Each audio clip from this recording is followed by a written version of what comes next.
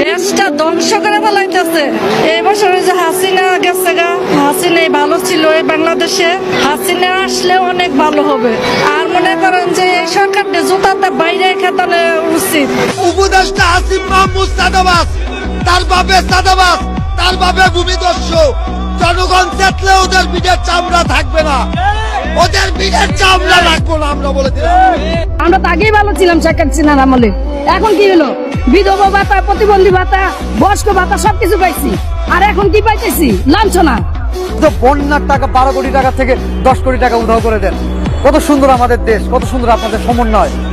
যাদেরকে জুতাতে পিটাইলেও মান সম্মান আমাদের ক্ষয় হবে, আপনাদের না।